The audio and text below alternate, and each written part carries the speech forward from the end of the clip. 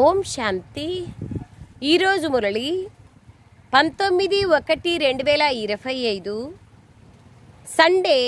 అవ్యక్త బాబ్దాదా గారి మధుర మహావాక్యం 30/11/2003 సంవత్సరంలో నడిపించిన మురళి యొక్క హెడ్లైన్ 4 సబ్జెక్టులలో అనుభవం యొక్క అథారిటీగా అయ్యి సమస్యను సమాధాన స్వరూపంలోకి పరివర్తన చెయ్యండి. ఈరోజు బ్రాహ్మణ ప్రపంచపు రచయిత తమ నలువైపులా ఉన్న బ్రాహ్మణ పిల్లలను చూస్తున్నారు. ఈ బ్రాహ్మణ ప్రపంచం చిన్న ప్రపంచం, కానీ అతి శ్రేష్టమైన అతి ప్రియమైన ప్రపంచం. ఈ బ్రాహ్మణ ప్రపంచం మొత్తం విశ్వంలోని విశేష ఆత్మల ప్రపంచం. అండర్లైన్ పాయింట్స్ అన్ని. బ్రాహ్మణులు ప్రతి ఒక్కరూ కోట్లల్లో కొద్దిమందిలో కూడా కొద్దిమంది ఆత్మలు. ఎందుకంటే తమ తండ్రిని తెలుసుకొని తండ్రి వారసత్వానికి అధికారులుగా అయ్యారు. బాబా ఎలాగైతే ఉన్నతోన్నతమైన వారో, బాబాను తెలుసుకొని బాబా వారిగా అయ్యే ఆత్మలు కూడా విశేష ఆత్మలు. ఎంత బ్యూటిఫుల్గా బాబా మన ఆత్మల యొక్క వర్ణన, ఒరిజినల్ ఐడెంటిటీ చెప్తున్నారు. భాగ్య విధాత బాబా ప్రతి ఒక్క బ్రాహ్మణ ఆత్మకు జన్మించినప్పుడే వారి మస్తకంలో శ్రేష్ఠ భాగ్యరేఖని గీశారు. అటువంటి భాగ్యవాన్ ఆత్మలు మీరు. మిమ్మల్ని మీరు అటువంటి భాగ్యవంతులుగా భావిస్తున్నారా? బాబా అడుగుతున్నారు. బాబా చెప్తూ మనకు ఆ విధమైన నశ ఉందా, ఆ విధంగా మనల్ని మనము ఫీల్ చేస్తున్నామా అని బాబా అడుగుతున్నారు. ఇంత పెద్ద ఆత్మిక నశ అనుభవం అవుతోందా? బ్రాహ్మణులు ప్రతి ఒక్కరి మనస్సులో ఉన్న మనోభిరాముడు మనస్సు యొక్క అనురాగాన్ని, మనస్సు యొక్క ప్రేమను ఇస్తున్నారు. ఈ పరమాత్మ ప్రేమ మొత్తం కల్పంలో ఒక్కరి ద్వారా మరియు ఒక సమయంలోనే ప్రాప్తిస్తుంది. ప్రతి కర్మలో సదా ఈ ఆత్మిక నశ ఉంటుందా? ఎందుకంటే మేము కర్మయోగి జీవితము కల విశేష ఆత్మలమని మీరు విశ్వానికి ఛాలెంజ్ చేస్తారు. మా జీవితం కర్మయోగి జీవితం, కర్మయోగి జీవితాన్ని కలిగిన విశేష ఆత్మలం మేము అని విశ్వానికి ఛాలెంజ్ చేస్తారు. మీరు కేవలం యోగం చేసే యోగులు కాదు, యోగి జీవితాన్ని కలిగిన వారు. జీవితం సదాకాలానికి ఉంటుంది. జీవితం అంటే సహజంగా నిరంతరంగా ఉంటుంది. 8 గంటలు 6 గంటల యోగి జీవితం కలవారు కాదు. యోగం అనగా స్మృతి. ఇది బ్రాహ్మణ జీవితం యొక్క లక్ష్యం. జీవిత లక్ష్యం స్వతహాగానే గుర్తుంటుంది కదా. మరి ఎటువంటి లక్ష్యం ఉంటుందో అటువంటి లక్షణాలు కూడా స్వతహాగానే వస్తాయి. బాబ్దాదా బ్రాహ్మణాత్మల మస్తకంలో మెరుస్తున్న భాగ్య నక్షత్రాలను చూస్తున్నారు. బాబ్దాదా పిల్లల ప్రతి ఒక్కరిని శ్రేష్ఠ స్వమానదారులుగా, స్వరాజ్య అధికారులుగా చూస్తున్నారు. మరి మీ అందరూ నేను స్వమానదారి ఆత్మను, స్వరాజ్య అధికారి ఆత్మను అని స్వయంని అనుభవం చేసుకుంటున్నారా?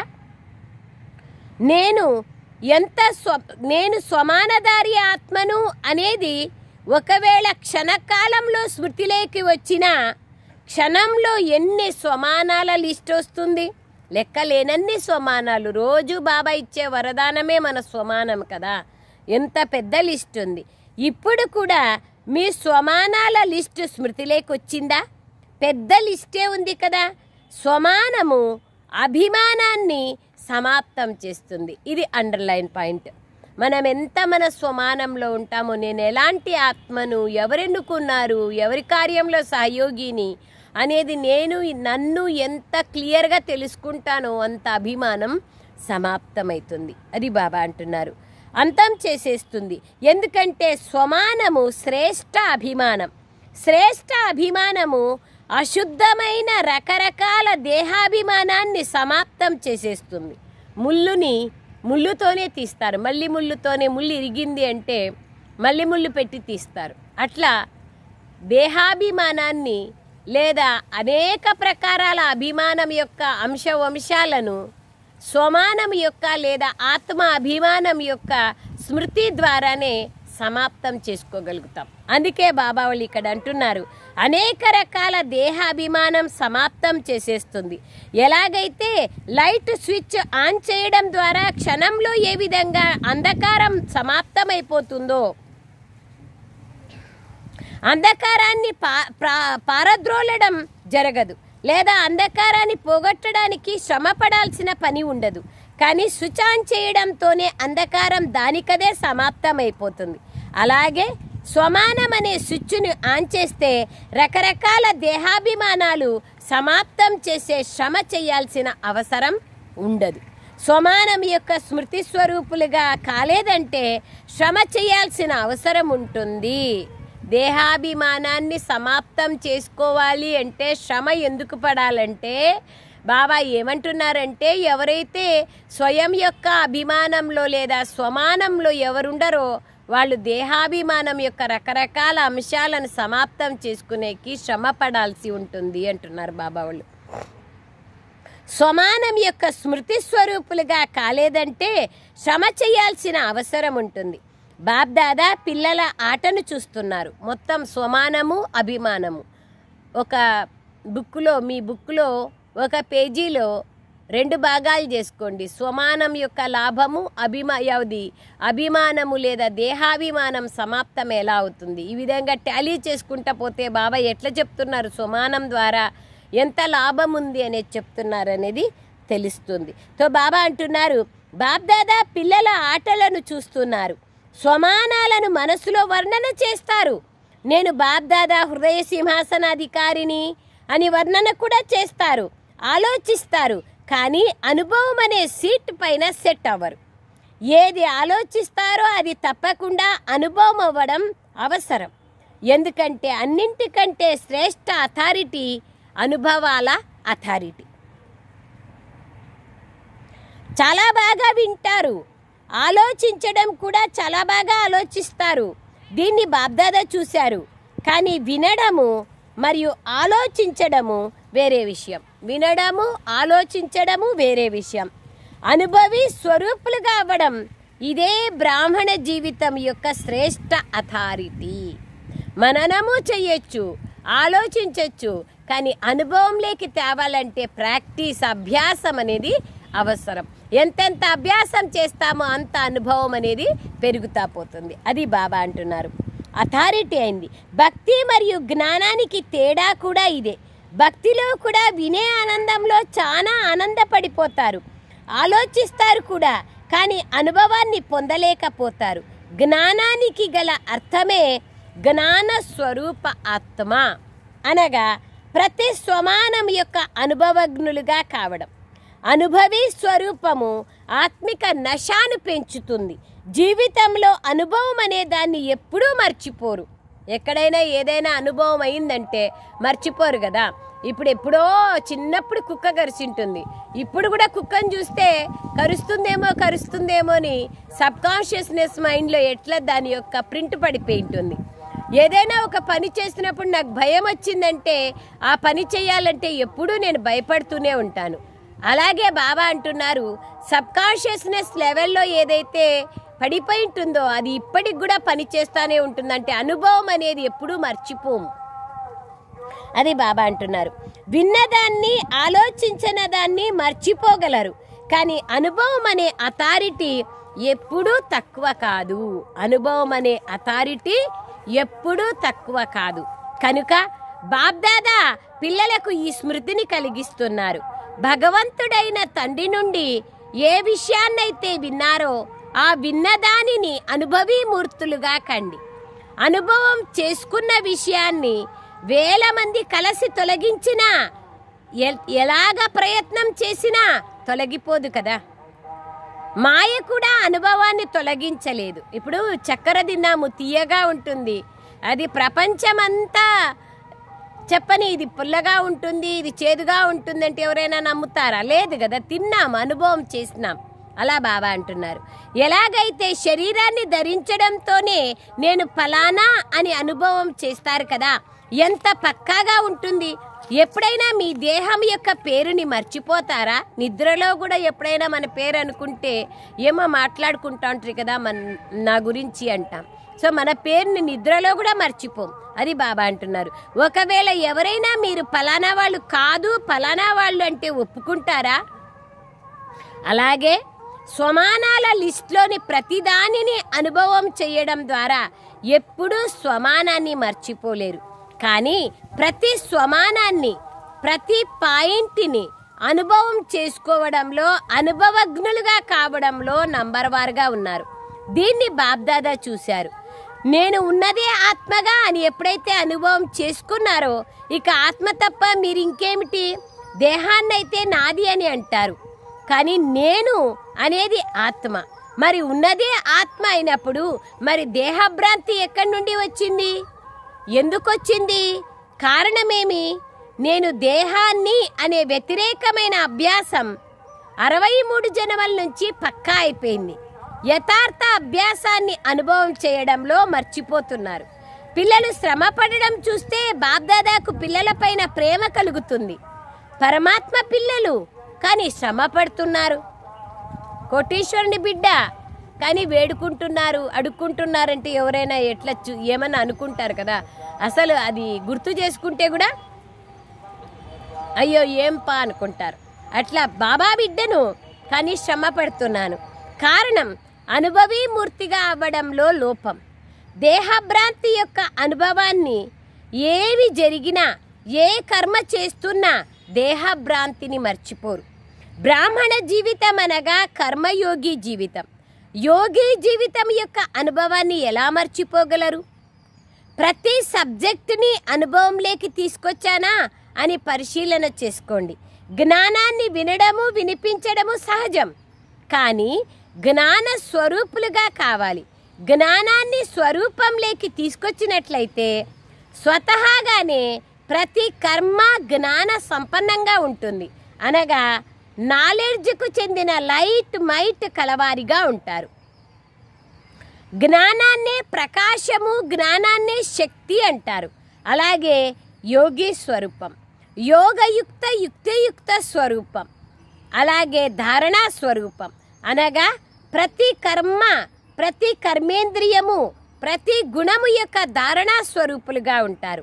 సేవ, సేవలో అనుభవీ మూర్తులు. సేవాదారి అన్నదాని అర్థమే నిరంతర స్వతహాగా సేవాదారి.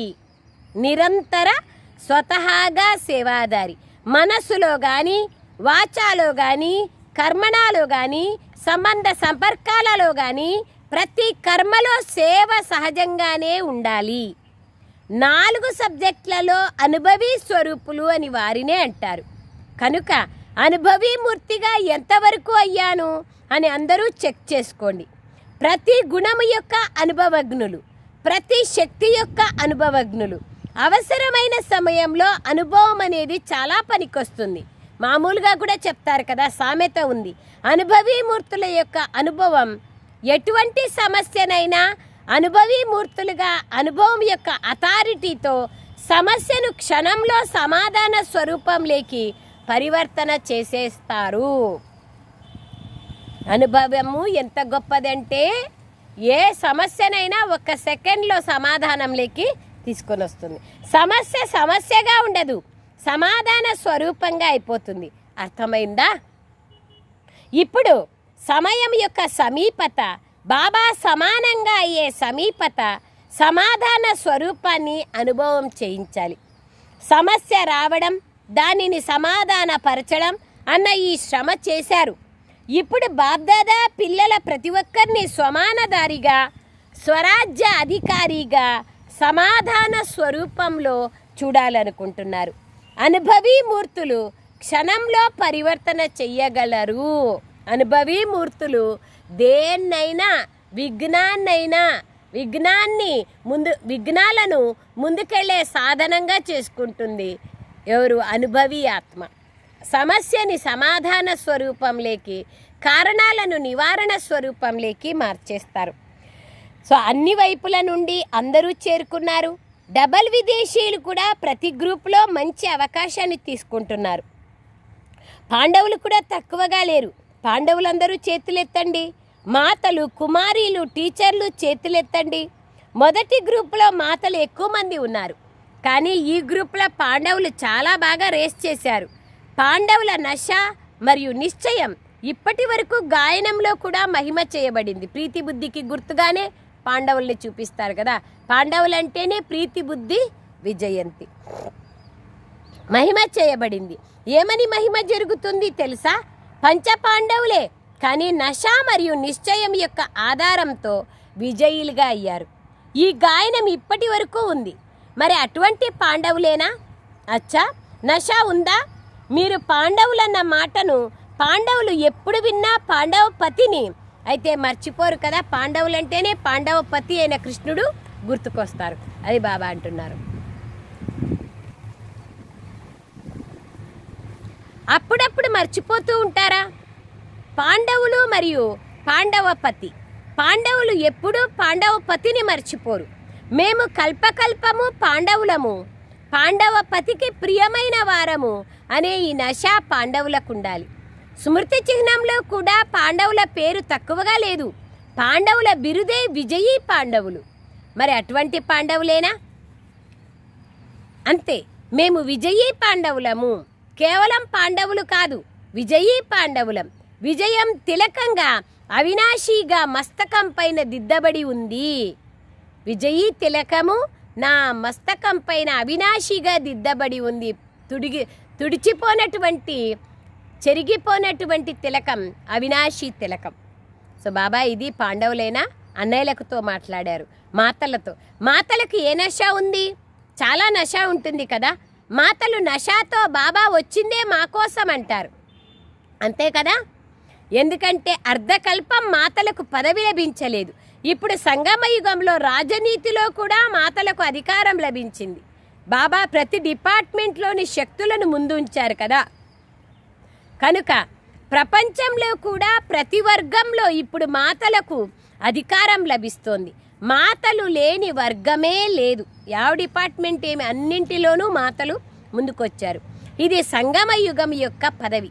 కనుక మాతలకు మా బాబా అని ఉంటుంది, నా బాబా అని ఉంటుందా? నశ ఉందా? మాతలు చేతులూపుతున్నారు. అచ్చా, భగవంతుణ్ణి తనవారిగా చేసుకున్నారు. కనుక ఇంద్రజాలకులు మాతలయ్యారు. మాతలైనా పాండవులైనా బాబ్దాదా యొక్క సర్వ సంబంధాలతో, ప్రేమైతే సర్వ సంబంధాలతో ఉంది అనేదాన్ని బాబా చూస్తున్నారు. కానీ ఎవరికి ఏ విశేష సంబంధంతో ప్రేమ ఉంది అనేది కూడా చూస్తారు. సర్వ సంబంధాలు బాబా అంటాం, కానీ విశేషంగా ఏ సంబంధంతో ఉంది అనేది కూడా బాబా చూస్తారు. ఆ సంబంధంతో బాబా చూస్తారు. కొంతమంది పిల్లలకు భగవంతుణ్ణి మిత్రునిగా చేసుకోవడం చాలా మంచిగా అనిపిస్తుంది. కనుక ఖుదా దోస్త్ కథ కూడా ఉంది కదా. ఏ సమయంలో ఏ సంబంధం యొక్క అవసరం ఉంటుందో ఆ సంబంధంతో భగవంతుణ్ణి తనవారిగా చేసుకోగలరు అనే బాబ్దాదా చెప్తున్నారు. సర్వ సంబంధాలను నిలుపుకోగలరు. నా బాబా అని పిల్లలంటే బాబా ఏమన్నారు?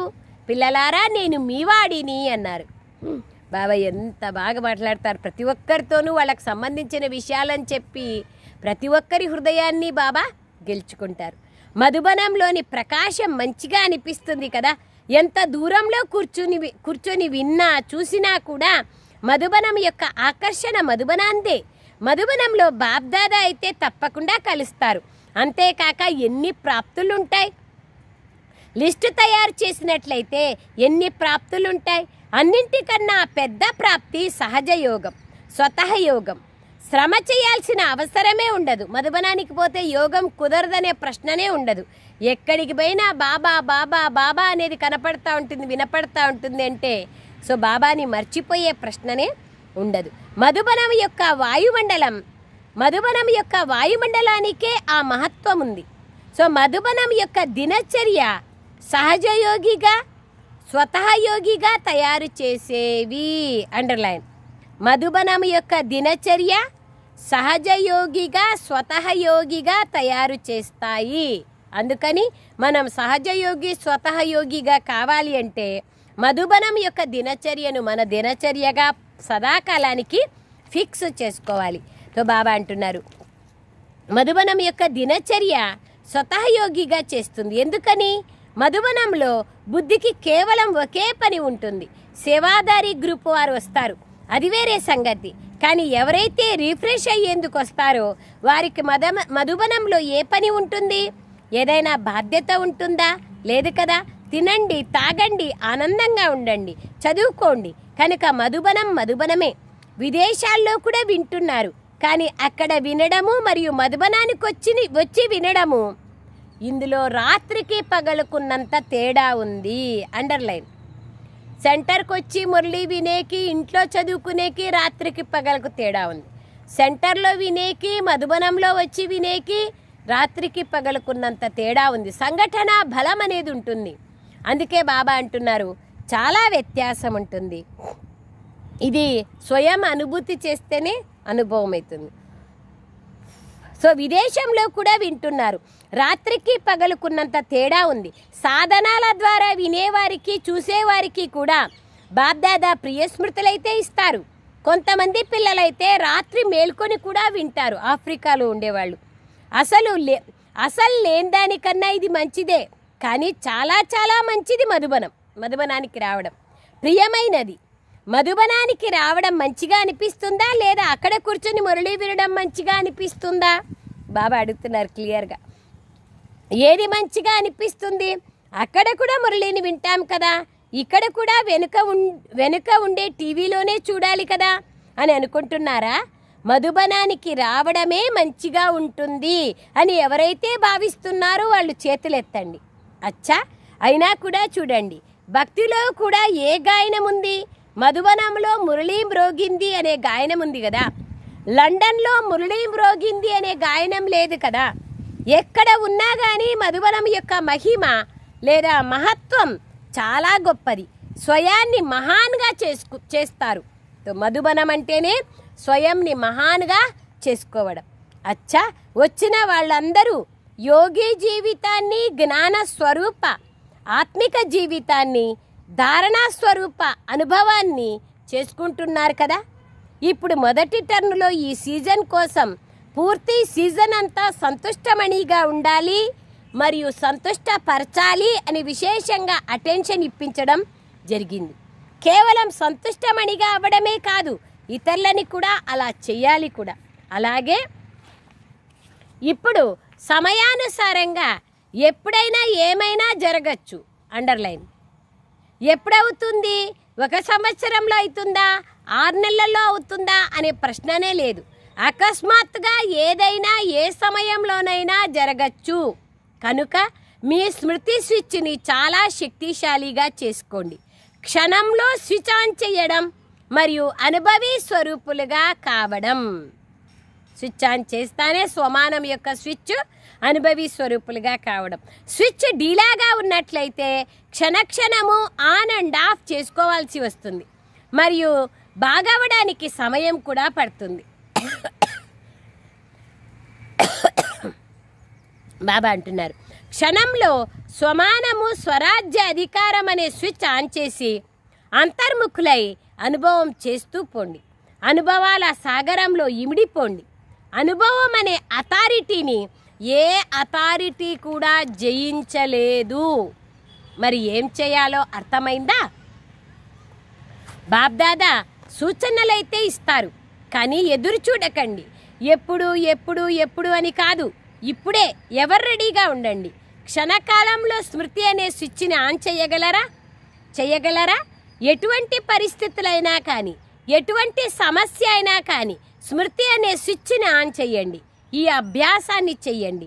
ఎందుకంటే అంతిమ పరీక్ష ఇదే. నష్టమోహ స్మృతి స్వరూప. అంతిమంలో శరీరం వదిలే సమయంలో నా మోహము ఒక్క బాబా వైపు మాత్రమే ఉండాలి. ఇదే పరీక్ష. ఇదే స్మృతి స్వరూపులుగా అయిపోవాలి. అందుకయ్యే బాబా అంటున్నారు, ఇదే పరీక్ష ఉంటుంది. కనుక ఎవరు రెడీగా ఉన్నారా? తో స్విచ్ ఆన్ చేయగలరా అని బాబా అడుగుతున్నారు. ఎటువంటి పరిస్థితి అయినా స్విచ్ ఆన్ చేయగలరా? అంతిమ పరీక్ష అనేది క్షణకాలంలోనే వస్తుంది.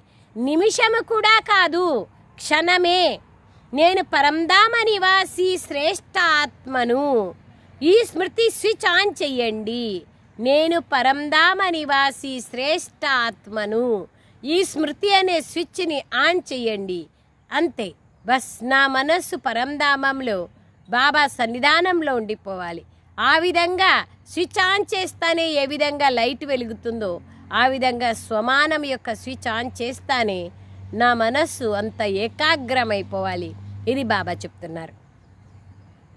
ఈ స్మృతి స్విచ్ని ఆన్ చేయండి. మరే ఇతర స్మృతి ఉండకూడదు. బుద్ధిలో ఎటువంటి అలజడి ఉండకూడదు. అచలంగా ఉండాలి. అచ్చా డ్రిల్. నేను పరంధామ నివాసి శ్రేష్ఠ ఆత్మను.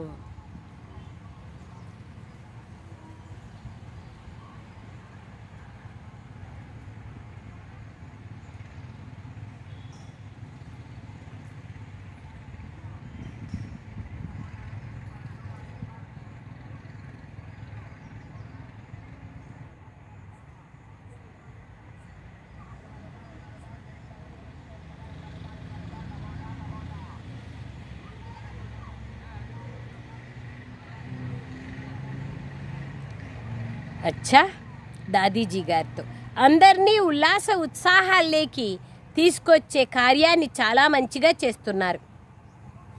కోట్లాది మందికేమి మొత్తం విశ్వంలోని ఆత్మలందరికీ సంతోషం లభించాలి. అహో సందేశం లభించాలి. అహో ప్రభు అనైతే అంటారు కదా, అహో ప్రభు అని అనేందుకు తయారు చెయ్యాలి. వీరు కూడా సహయోగాన్ని ఇస్తున్నారు. మధుబనాన్ని సంభాళన చేస్తున్నారు. మంచి సహయోగి గ్రూప్ లభించింది. ప్రతి ఒక్కరికి వారి వారి విశేషత ఉంది. అయినా కూడా ఆదిరత్నాల ప్రభావం పడుతుంది. వయస్సు ఎంత ఉన్నా కానీ కొత్త కొత్త వారు కూడా ఉన్నతి చెందుతున్నారు. అయినా కానీ ఆదిరత్నాల పాలన ఆదిరత్నాలదే కనుక గ్రూప్ మంచిగా ఉంది. అచ్చా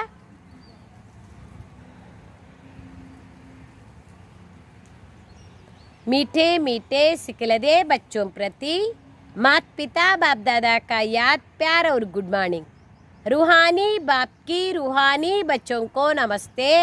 हम रूहानी बच्चों की रूहानी माता पिता बाप दादा को याद प्यार गुड मॉर्निंग और नमस्ते नमस्ते नमस्ते. बाबा नमस्ते. Thank you Baba. Thank you Baba. वरदानम विघ्न प्रूफ మెరిసే ఫరిస్తా డ్రెస్ని ధారణ చేసి సదా విఘ్న వినాశకులుగా కండి. ఫరిస్తా డ్రెస్సే విఘ్న ప్రూఫ్ డ్రెస్. వివరణ స్వయం కోసం మరియు సర్వుల కోసం సదా విఘ్న వినాశకులుగా అయ్యేందుకు ప్రశ్నార్థకానికి వీడ్కోలు పలకండి. ఫుల్ స్టాప్ ద్వారా సర్వశక్తులను ఫుల్గా స్టాక్ చేసుకోండి. సదా విఘ్న ప్రూఫ్గా మెరిసే ఫరిస్తా డ్రెస్సుని ధరించండి. మురికి డ్రెస్ వేసుకోవద్దండి. దేహాభిమానం అనేది మురికి డ్రెస్.